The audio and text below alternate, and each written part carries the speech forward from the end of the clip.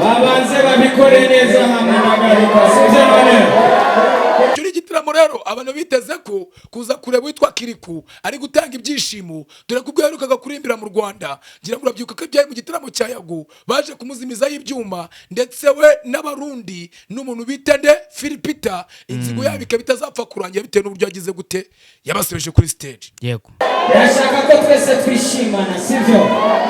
Hari abantu bavuze ngo nta murundi yoza mu Rwanda ronka abantu nk'aba bose sibyo. None simwaje babikore neza rero aturirimbe sibyo.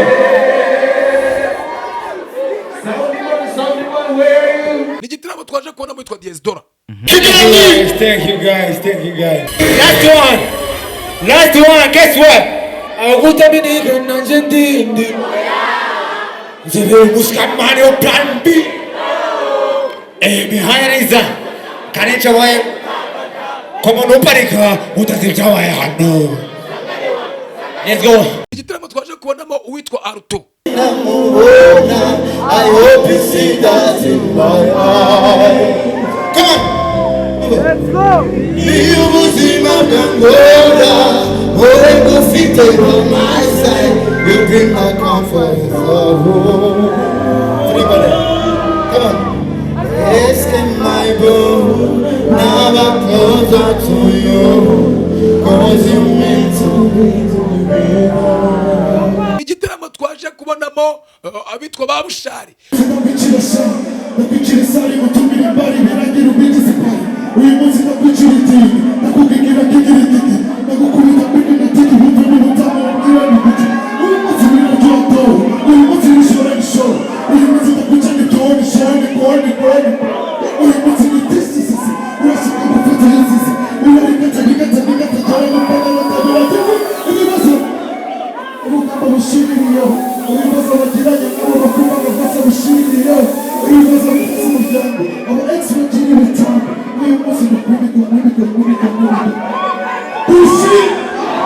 Ni igitaramo cyari kirimo abitwa ba Davis dumwami w'iki w'abana.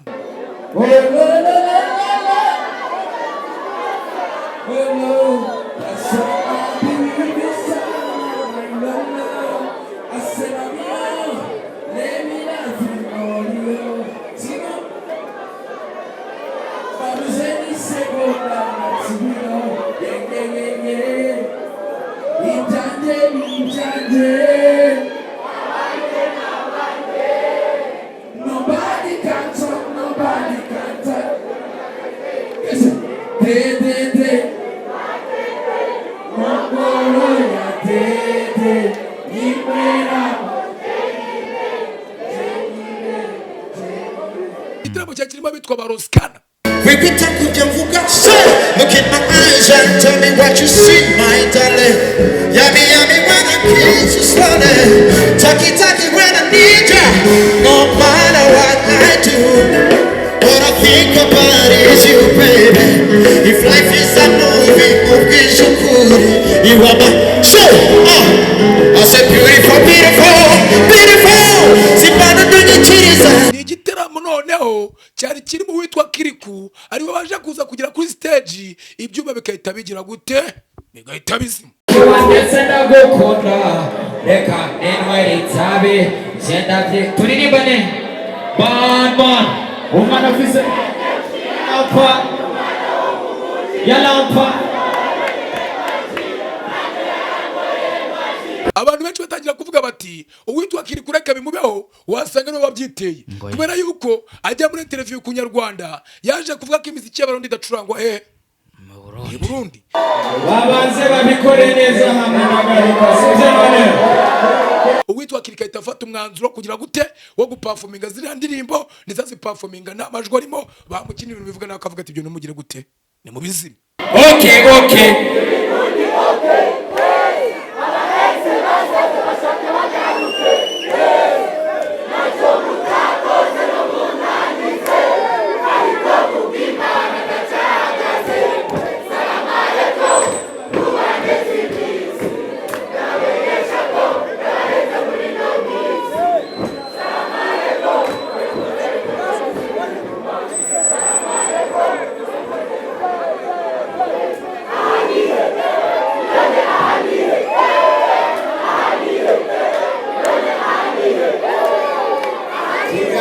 Thank you so much. Ndabakunda byatari mwakoze kuza sivyo.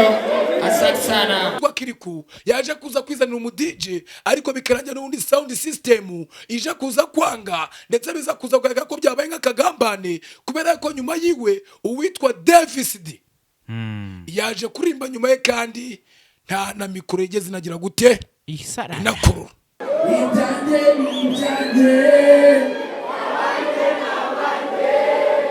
Nobody can talk, nobody can talk.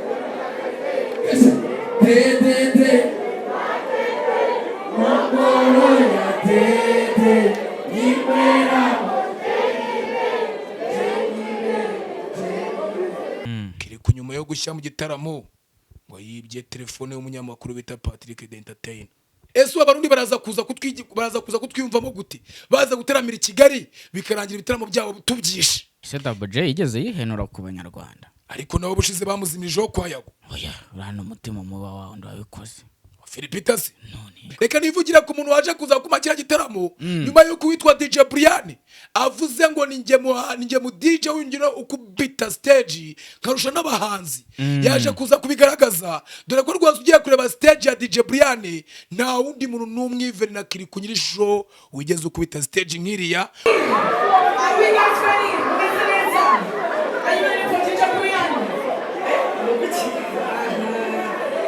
Ladies and gentlemen, it's about to go down.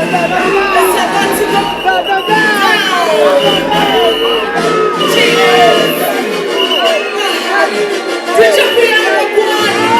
Let's go. Usibye ko na Kirikou yari yateguye nubwo mwaje kuza kumudobereza mugira gute muzimya ku byuma byiwe. Witwa DJ Briane nagiye kuza kura abahanzi benshi ku rubyiniro ndetse akabakura DJ Briane Atanzisomo. Namaje no kubona kwitwa DJ Briane buriya gukora inshuti y'akadasohoka no mu bita Muyango. Wabonye ukuru Muyango ari matatuye. Wabonye ukuru Muyango aje kubishyikira ameze. Wabonye Muyango uryo yarafunzemo boko. Are you guys happy? Mumeze neza. Mumeze neza. Kigali protocol, thank you so much. So, DJ, are you ready? Ladies and gentlemen, this is the last song from DJ Briane. Wabonye ukuru Muyango abantu bamurebaga indimi bakazirabya. Ariko shaki wakoze byo kimenya afite umugore mwiza. Ukuri kw'Imana. Kimenya afite umugore mwiza.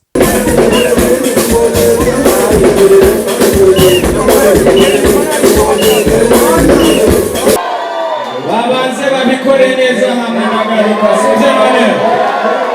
Ndashaka ko twese twishimana sivyo. Urukundo barundi, everybody say yeah.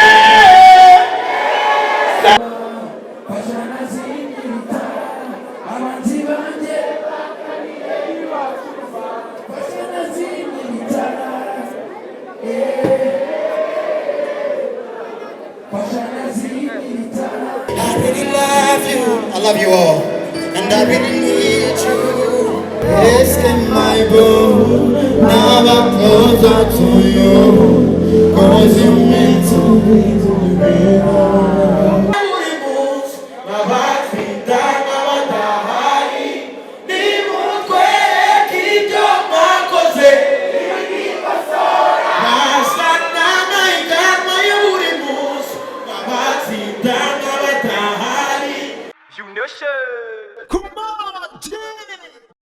Yego ndagusuhuje kandi nguhaye ikaze wowe tubana wowe ukunda ugakurikira ibiganiro bya View Nation TV umunsi ku munsi nizere kumeze neza ukomeje kugubwa neza no kugira ibihe byiza mu majyepfo amajyaruguru burasirazuba n'uburengerazuba na hano mu mujyi wa Kigali ndetse n'ibwota amasimbi by'umwihariko mwe mukunda mukanakurikira ibiganiro byacu wowe wakoze subscribe nawe utarayikora niba ari bukigera hano kanda kuri subscribe kugira ngo tujye tubana umunsi ku munsi nizere rero ko komeje kugira ibihe byiza kugubwa neza kumera neza ariko kandi niba bitameze neza hari aho bitagenda neza hari aho ubuzima bitahagaze neza komeza usenge ukore cyane kandi wiringira Imana uko byaba bimeze kose ni igihe kikabisobanura ibintu bikagenda neza cyane turagarutse rero nge uri kumva ndi Zebra Switch, ariko kandi kuri kamera no kuri mikoro za View Nation TV turi kumwe na Magique, turi kumwe na View Nation mwenyewe, turi kumwe ndetse turi kumwe n'umushoramari mu rwiyemezamirimo, turi kumwe na Tutaravu, turi kumwe na Mr Breaking. Weekend yarangiye, dutangiye icyumweru, mwifurije intangiriro nziza z'icyumweru. Yego reka ngushimire cyane, ariko Zebra Switch n'umwe ntago ndibuze kujya munsi ya wa mujyi wanjye, dore ko umunsi none nabwo ngiye kumenagura nkakubwira bimwe mu byabere mu gitaramo cya Kirikou, nkakubwira ibijyanye no kuzimirizwaho ibyuma. Ngira ngo abantu benshi bagiye badukurikirana ntabwo bigeze babona noneho full performance so gahunda zimeze, ariko umwanya wa none ndashaka kugira ngo uze kuza gufata nyuma y'ikiganiro ndibuze gukora gerageza kukigira gitoya, ushyiraho full performance y'uburyo byagenze umuhanzi kuki kuwundi so gahunda z'umunsi zimeze. So Zebra Switch rero wenda abantu baza kuza kujyangana kwa kora amajije gusarara, ariko ntago nshobora kuza kubura kurikura kubera yuko hano turi gufana bimwe bikomeye cyane. Nakubwira ko rwose nashimira abateguye Kigali Protocol yateguye kira gitaramo, ndetse n'ikeza ko ashobora kuza bari gitaramo kizakibangaruka kwezi, ndetse n'abaterankunga bacu ba B1G. Ntekeza ko gitaramo cyaje kuza kugenda neza, ariko none biza kuza kuba ikibazo ubwo uwateguye igitaramo cyangwa se the main of the concert wenda uwitwa Kirikou bitaje kuza kumugendera neza, ndetse na bamwe mu bitabiriye abarundi bagiye bitabira igitaramo baje kuza kugaragara batabyishima, arimo nabitwa ba Double J. Ngira ngo ibyo ni turaza kuza kugira gute kugarukaho uyu mwanya none mbere kugira ngo ntangire Zebra Switch. Reka mbanze nkubwire ko uwitwa Bosco Empire yamaje gushinja uwitwa Theo bose babireba ndetse n'uwitwa Murungi Sabe kuba bakora scam yo kwiba abanyarwanda amafaranga bifashishije ubufasha. Inkuru rero uwitwa Bosco Empire yamaje gutangaza, najya gutwa twumve Bosco Empire tugaruke mu kanya ko nakubwiye ngo ngiye nkuri inkuru zifite iki ibimenyetso. Reka twumve Bosco Empire tugaruke mu kanya. Tubuzi uwitwa Uwiringiyimana Theo bose babireba yapanze n'umunyamakuru Umurungi Sabe w'Isimbi TV, ndetse bari gushakisha amafaranga agera kuri miliyoni 50 z'amanyarwanda bagomba kuza kuba bagabana bitwaje uburwayi bw'umufasha wa Theo bose babireba. Uyu ni umugore nakubwiye yuko utigeze abasha kubona urukundo rw'umugabo we, na bino byo kumbuga nkoranyambaga biki biriya rwose ni ukubeshya. Ngira ngo amaje kubyumva. Ngo witwa nde? Uwitwa umugore wa Theo bose ntigeze urukundo, ariko iyi akaba ari scam y'uwitwa Sabe ndetse na Theo bose babirera, aho bashaka miliyoni 50 bazagabana. Yego naza kuza kwibaza ni se uyu mugore barimo kuvugana ngo nagwe yigeze agera urukundo rw'umugabo. Yego natwemera yuko witwa Theo bose babireba yigeze kuva muri ibi bintu bya gospel akajya mu busambanyi akajya mu businzi, nk'inkuru zageze imuvugo twagiye twumva. Ariko Zebu umuntu mwajya kubyarana abana barenga 5 uwo muntu utamukunda. Naza kuza kwibaza ngo ese uyu nguyu amajije gutangaza bino akavuga ngo arashaka miliyoni zigera muri 50 ko mbizi neza ko umuntu bita Isimbi usibye kuba yaramukoresheje Kigali akamwakira ubufasha nkuko abandi bose bakiye babikora. Twaza kuza kuvuga ngo hari urubuga rwa GoFundMe rwigeze bashyiramo ruzaca kwa Murungi Sabe. Ese ari nimero ya Murungi Sabe yigeze atanga ngo twemere ko wenda amafaranga azaza bakayarya. Ibyo nibazo nakomeje kujya nibaza, nza kuza kuvuga ndise kubera iki uwitwa Theo bose babirane barimo kwishakira amafaranga yo gufasha umugore we. Abantu benshi ngo batangiye guhaguruka bavuga ngo ntago umugore we abikozwe yigeze abikozwe, ngo ntago yigeze ngo abyishimira, ntago yigeze agira gute. Umugore we wishimiye gupfira mu bitaro. Iki kintu naje kuza kukibaza Zebra Switch, nza kuza kuvuga ati no nkuru nubwo nasendaza kuhereza abanyarwanda, ariko byanga byakunda ntago uzaza kumbwira ngo umuntu bita Theo bose babire bagiye muri scam kandi kuvuga ko ari kwivuza iki umugore we. Ntabwo uri buza kuza kwemeranya n'uyu mugabo kubera yuko umwanya wa none ntabwo turaza kuza kuvuga ngo witwa Theo bose babireba ngo yagiye muri scam na Murungi Sabe, ahubwo mwaza kuza kwibaza ngo umwanya witwa Murungi Sabe ari buza kuza gukurikirana no nkora kayicukumbura akaba yajyana uyu muvandimwe mu butabera, araza kuza kubona proof zigaragaza yuko bari gushaka iyo abanyarwanda miliyoni zigera muri 50.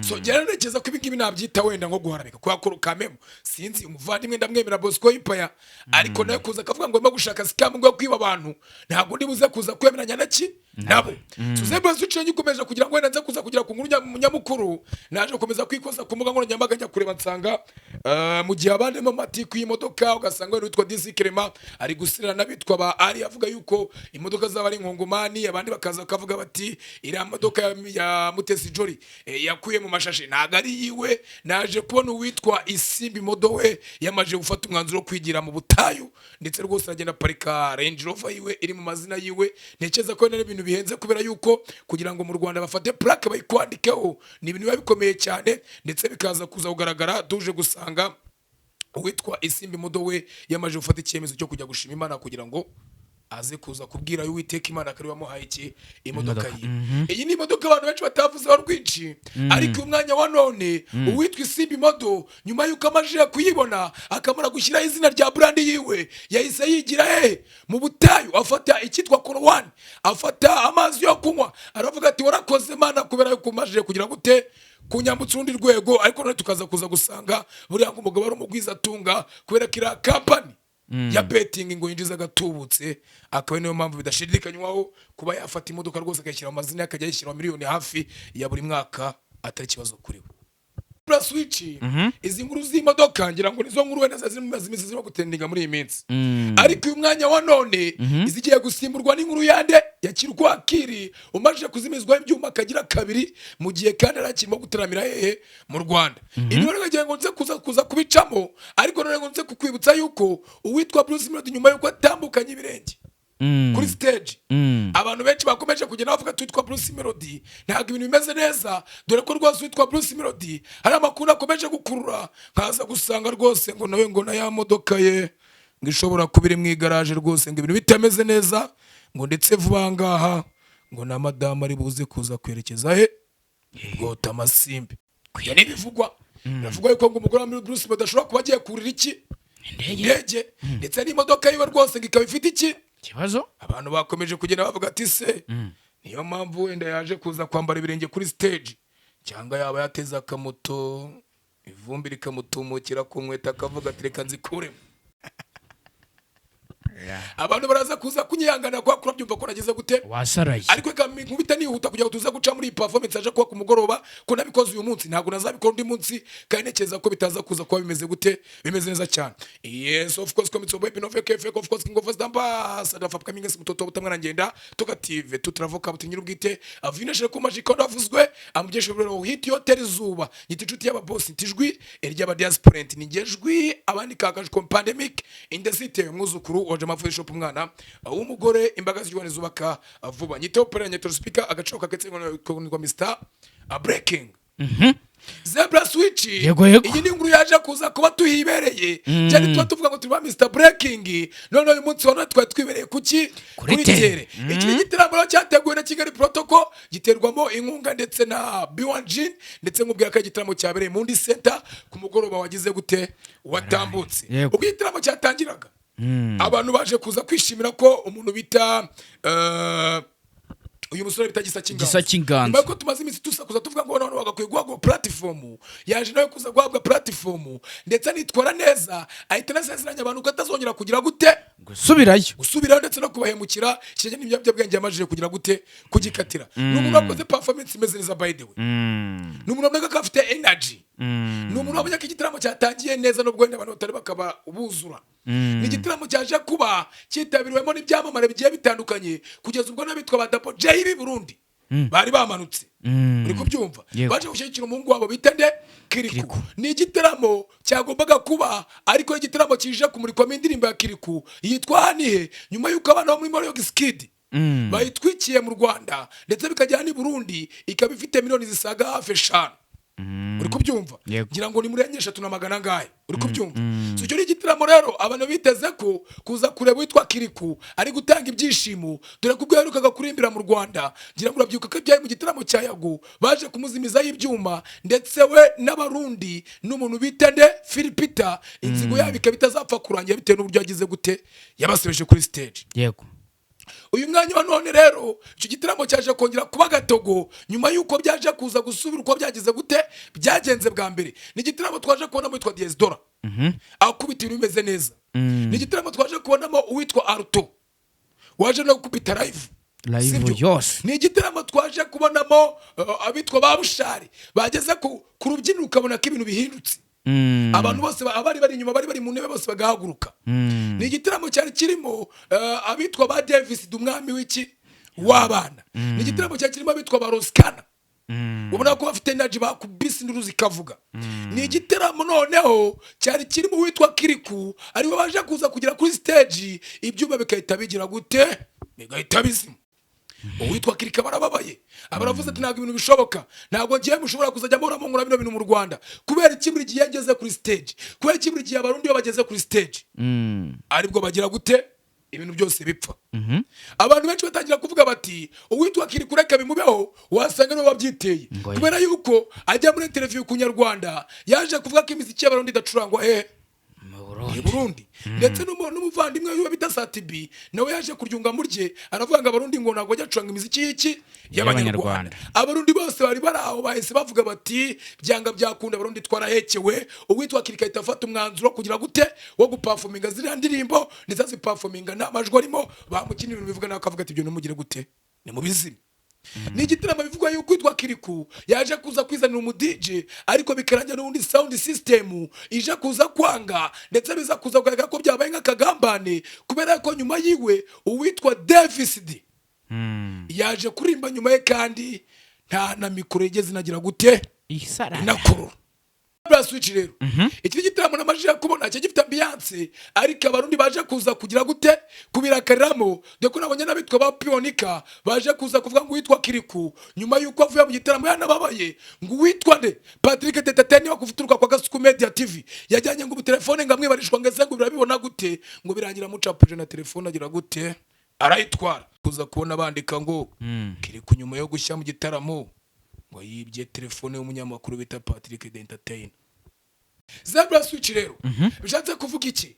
Aba barundi sinzi ngenda za kuza kubabwira ngo mamufite mara organization niba wenda muzika barashobora kubahekera kwazimirizaho ibyuma kuki mutagira na sound engineer wanyu cyangwa se sound ushinzwe sound system wanyu ngaze kuza bari kuri ibyo byuma ko mumwe mu bigize igitaramo umuhanzi nabyo ababigenewe kandi bakoze sound test. None se witwa Diamond Platinumz wamuzana ukamubwira ngo nimwe mugiye kumukora ku byuma Wajango nawazane abacuranzi be nabo bari cheap yakwiye kwazanya abacuranzi be n'abantu kandi yazanye mu DJ we nese mu DJ ajya no kureba ku byuma ajya no kureba no kuri migiseri erega no muntu bita sound engineer ubushinzwe ibyo bintu kubera iki ataje kuza kugira gute ko yifitiye umu sound engineer wiwe ese uyu mwanya wa none tugarike kubategura ibitaramo niba abarundi bimajije kwapfiraho kabiri twatuzi ko Double J uri hariya afite iki gitaramo azakorera inaha ese niba mukabibe no kuri Double J ubwo muzongera kongera kuvuga ngo inzigo hagati ya showbiz y'u Rwanda ni y'abarundi nirabiza gutangira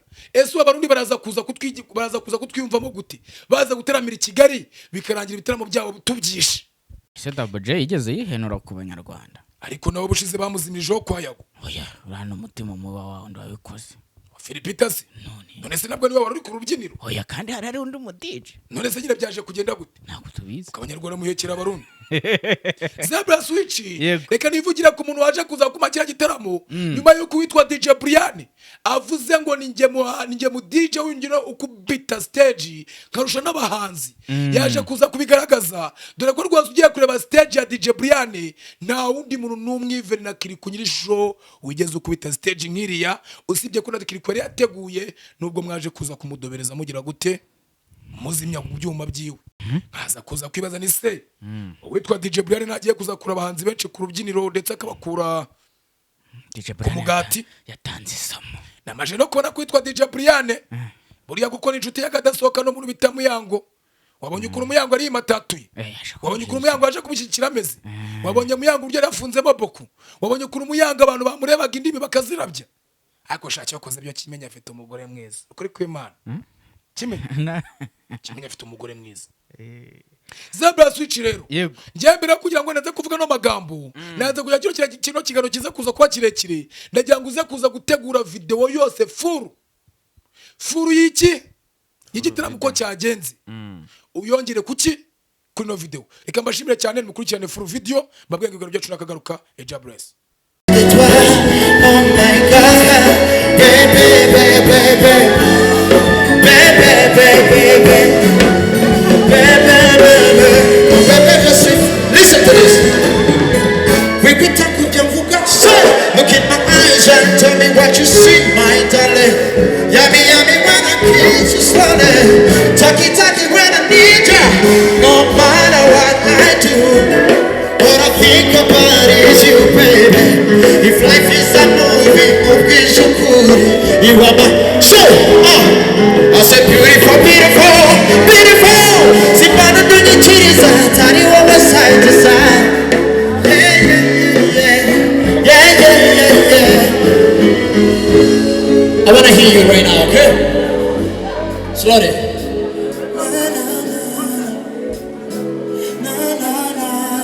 Let me hear this. Na na na na. Let's go. Na na na na. One more time. Na na na na. Yeah. Na na na. Tugende. Ukuteye nakusa biranga. Just remember. Amaso yanjye ni uwareba urukundo. Kandi je te promets mon bébé to satisfy you for life.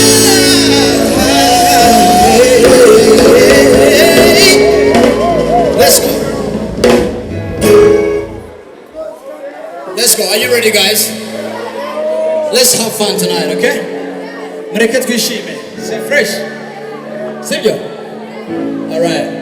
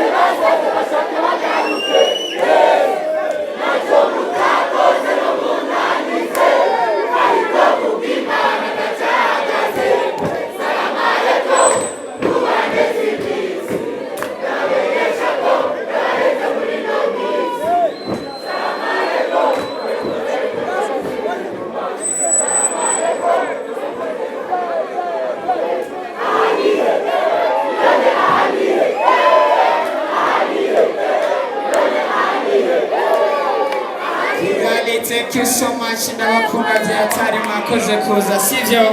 Asante sana.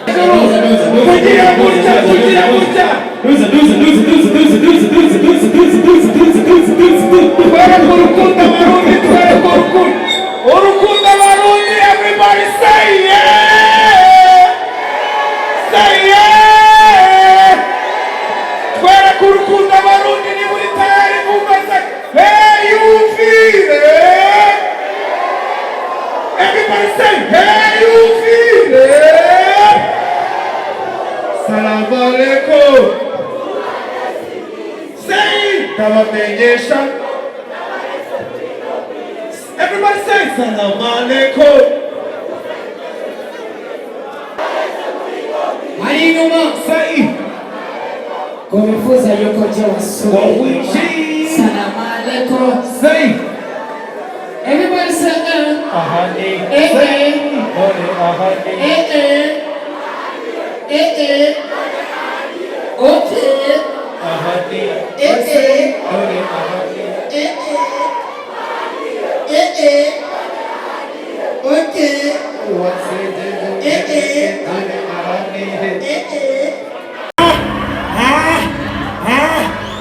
Yo, let's go, let's get it.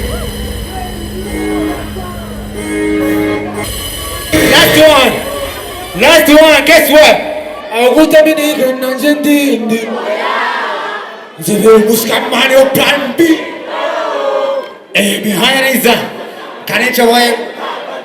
Como no parika, utazijawa ya hano. Let's go.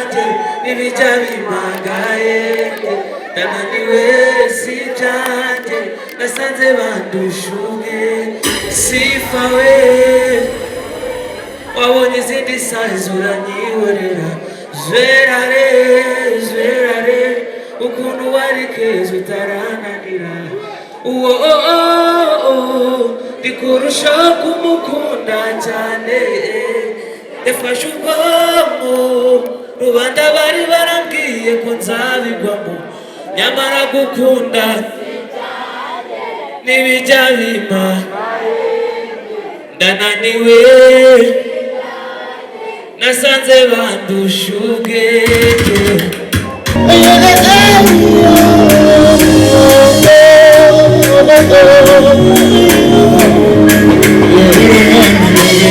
Umutima warawangije, nakoze buri kimwe icyo nabonye uri nasoma. Amarira nararize, icyo nabonye n'icyo nabyicuza. Mu buzima bw'abazima kuganira ngo yijyamye nikowa kubana hazima uw'imihanda n'abaganyeka umeze nk'igishaka wakozaga kakabura igihugu cy'abandika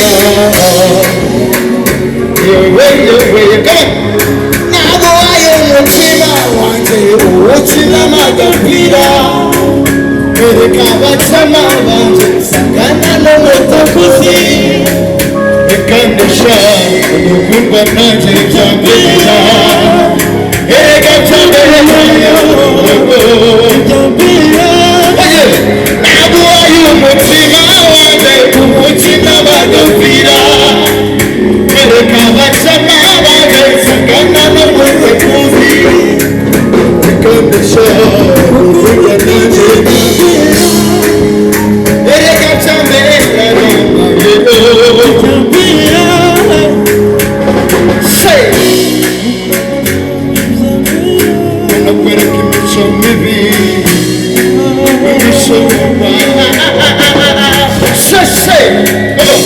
Sinatuye no hasi, unakwereka imico mibi, unyishoboye nijoro kuri nirobe y'agafi, abacama bakarya bufiriti.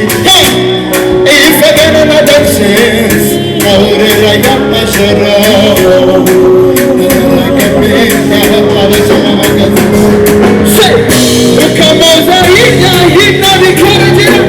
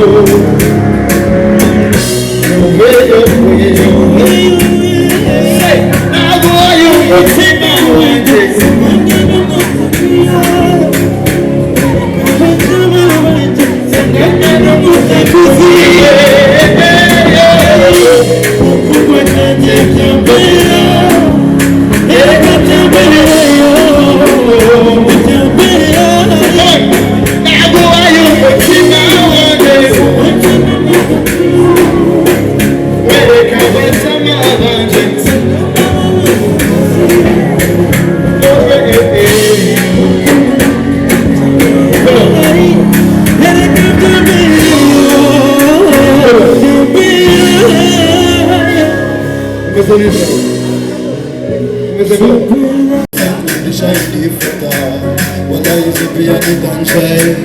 Nobody worry, one fresh and shade.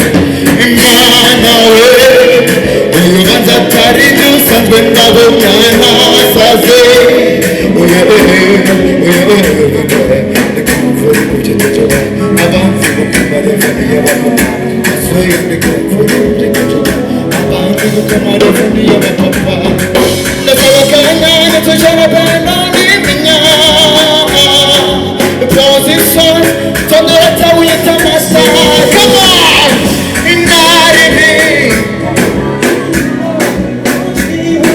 Narimpari, ukachesta kwa piko masini. Narimpari, mo bebe. Narimpari, mo bebe.